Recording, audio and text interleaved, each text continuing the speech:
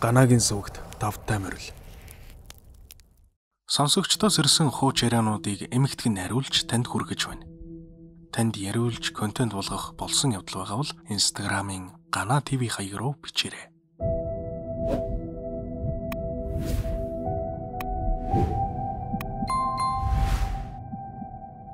Энэ явдал 2021 оны намраас тохиолдож эхэлсэн юм.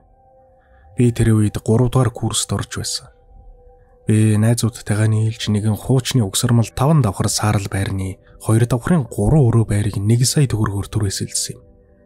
Бид нар бүр 10 жилийн нэг ангийн хүүхдүүд байсан болохоор их дотор байнга л манай 10 жилийн хүүхдүүд орж гардаг байлаа. Эхэндээ ч үнэхээр гоё байлоо. Бид тэр байранд зургуулаа орсон юм. 2 найз маань дотоодыг хамгаалахад, нэг нь хөдөө аж ахуйд, үлдсэн 2 нь болохоор удахгүй төрөх хүүхдээ хүлээгээд би өөрөө мөс зурдаг байсан юм. Нэг удаа би хичээлээсээ нилээн орой тарж ирээд гэрлээ асаачхаад ядарсандаа хувц сунраач солилгүй буудан дээр унаад өглөө. Гэрт хинж байсангүй. Найзуудыгаа эрхийг хүлээж угаад нэг мэдсэн унтчихаж. Чихэн дээр хөөш гих шиг сонсогдоод би цочоод сэрв. Манайхан л ирждээгээд харсан хинж алга. Уг нь би гэрлээ асаалтаа сууж угаад л дууг хийсэнсэн. Гэвч сэрэхэд эргэн тойрон харанхуй байсан. Тог тасарсан болов уу гэж бододлаа хайсан чинь бас л алга. Тэгтэл гинэт гал туханд аяг халбах сэрээ тажигнад хэллээ. Ганцаараа харанхуй байранд байсан болохоор би айсандаа бушуухан л гараадгүйсэн. Гарч аваад ашгүй нэг найз маань ирж явсантай тааралцсан. Тэгээд цуг гэртээ орсон доо. Сая болсон явдлаа найзтай хэлсэн чи хар дар цэрчээд харанхуй болохоор айсан байлгүй дээ гэд нэг тоосонгүй. Тэгээд л энэ явдлаас хойш гэрт элдв зүйлс тохиолдож эхэлв. Шүн дунд том өрөөнд хөлийн чимээ сонсогдоод хүний санаа алдаж байгаа чимээ гараад л би гэдэг хүн чи амьдралдаа анхудаа сүнсэн даруулж үзээд л юм болсон. За тэр сүнсэн даруулах гэдэг бол үнэхээр амар. Яг шүн дунд гинэт сэрхэд миний хөл хэсгээс дээшээ нэг л мэдээ алдаад эхэлнэ. Тэгээл чих дүнгнээд явчихна. Нүдүүл нээлттэй байсан. Нүдний болонд том биетэй хүний мөр харагдаал байлаа. Тэр үед том эрэгтэй хүний энерги мэдрэгцэн гэхүдээ. Ашгүй найзууд маань намайг хөдөлгөөд сэрээснэ. Хүүшээ чиний амьсгал богдоод царайч ухаа цайчихсан байсан гэж хэлсэн. Үүний дараанаас миний бие гар нэг хэсэгтээ бадараад цаанаасаа л чичрээд суугаад байсан. Тэгэд яад зүгээр ах унддаг өрөөнд хамгаалт хийлгэснээс хойш шүн даруулахаа байлсан л доо. Гэлээч гисэн байрны муу энерги арилж өгдөг л байлаа. Бид нар бүр ямар сайндаа нэг усанд ороход гадаа нь манаад л суудаг болсон. Тэгээ нүүхгүй яасан бэ гэж бодож байгаа бах. Оюутан хүүхдүүд чинь тэгээд тэр болгон нүүд суугаад үж чадахгүй штэ. Түрээс юм байрч болтоход хэцүү. Харин ч 3 өрөө байр 1 сая гэж байгаа нь аз.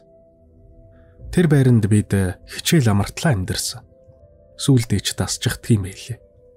Одоо тэр байрны доогуур явах болгонд цонх руу хардаг. Хүн амьдэрч л байдаг юм байлээ.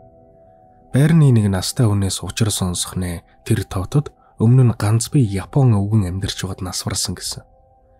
Ямар азар байрнаасаа гарч байхдаа мэдсэн юм бэ гэж найзуудтайгаа ярилцаад л өнгөрсөн дөө. Ганцаараа байдаг байсан зожиг хүний байранд олуулаа орсон болохоор тэр сүнс нь хэлгэнсэн байх л дөө.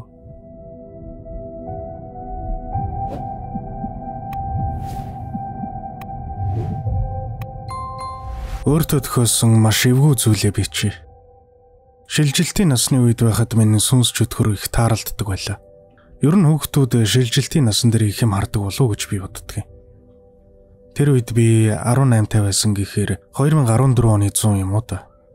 Манайх дугаар хорооллын арын дэнжид байдаг байсан. Найзуудаараа бөөндөө ганц сор компьютертэй найзындаа доодоо тоглохыг хараад байж байлаа. Тэр үед би анхны хайртайгаа учирч найз өхөнтэй болсон үе. Яг бүтээгүй л дээ. Манай хэд найзын гэрт мань хүний компьютерээр тоглохыг харж байсаад би болохоор найз өхөнтэйгээ нялуураад гудамдаа элдв юмараа зогсож байв. Манай гудамж дэнж дээр гэтэл доороос тэр цаанууга төв замын гэрэлд сүүдрлээд 3 юм ирж байна. Айлын хот хоцолдаал, гаслах нь гаслаал явчихсан. Би найз өхөн рүүгээ хараад хайраа тэр доороос 3 юм ирж байна гэж хэлчихэд гудамжны өөдөөнийг харчаад доошо буцаад арсан чинь нөгөө 3 юм тулаад ирчихсэн байсан. Гудамжны доод үзүүрээс бидний байсан газар хүрэхэд 400 орчим метр. Яаж ч удсан тэр хэдхэн секундэд тэгж ойртоод ирнэ гэж баймааргүй. Тэгээд би ч цочсондоо уцаа газар саваад хаяадгүй ч гэсэн. Юун тэр утас муцал болсон дөө.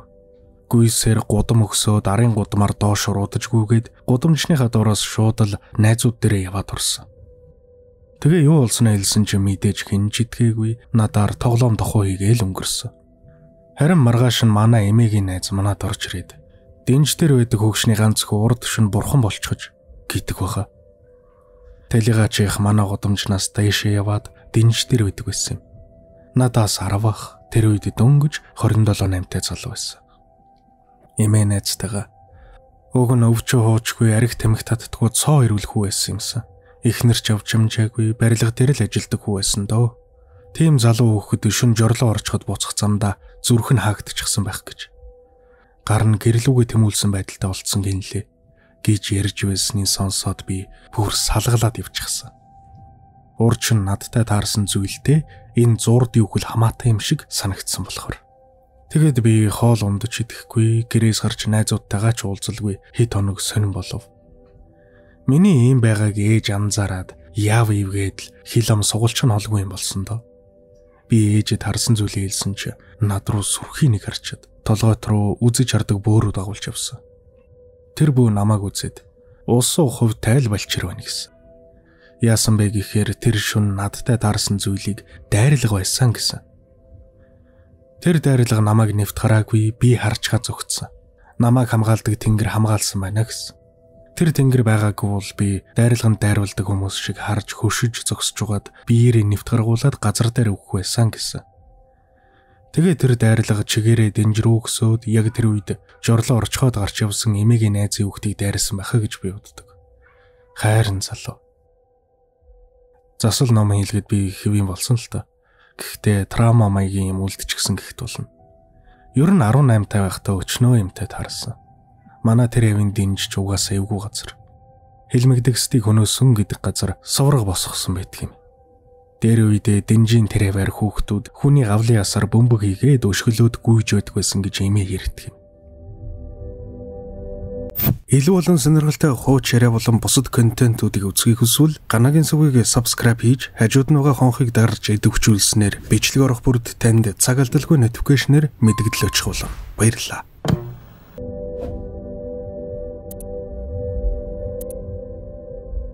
Би 2019 онд Дэнжи мянга орчимд нийтийн байранд амьдардаг байсан юм.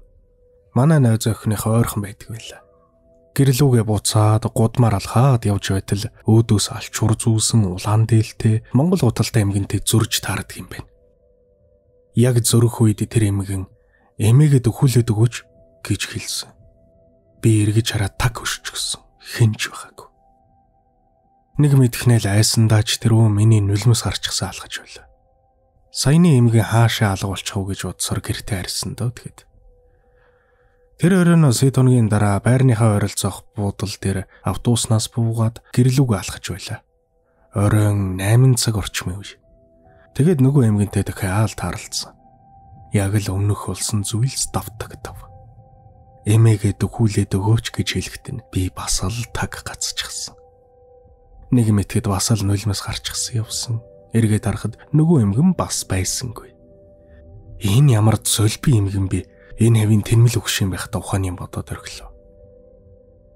Нилээд хэд хоногийн дараа дахиж тааралдахдаа л би хүн бишээ гэдгийг ойлгосон гэхүүдээ. Тэр үед би гаражин камер хяндаг ажил хийдэг байлаа. 24:48 гардаг. Өглөө нь гаражаа эргээд тойроод явж байсан чинь нөгөө эмгэнтэй таарлцсан. Тэнд таарлтна гэж бодоогүй байсан болохоор шуудхан гүйгээд л ажлын өрөөндөө очиж суучихсан. Оройн дахиад гаража тойрох ёстой болохоор хамт ажилдаг найзтайгаа явсан юм. Дахиад л таарлтлаа. Найздаа тэр намайг дагаад байгаа эмгэн байна гэж заасан чинь альвын андаа юм харагдахгүй л шүү дээ гэсэн. Гаража хагас дутуу эргэж тойрчход ажлынхаа өрөөрөө гэлс бутсан да. Удалгүй би нутг руугаа явсан юм.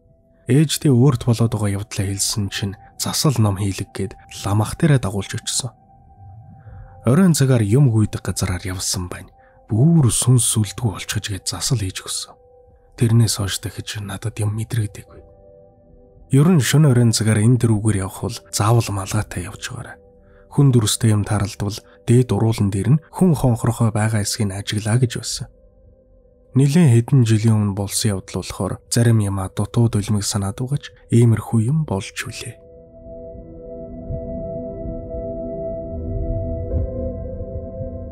Би одоо 27 настай. Багада их хэл хий юм үзэж харж сонсдог байсан ч одоо бол жаахан мэдрэх төдий л болсон. Намайг 7 тав байхад энэ явдал болсон юм. Манайх дараханд гэр ороололд амьдардаг байлаа. Манай тэр хавийг хүмүүс хий үзэгдэл гүйдэлтэйгээд зөндөөл ам дамжаад ярьдаг байлаа. Ээж маань тогоож аав нэг газар харуул хийдэг байлаа.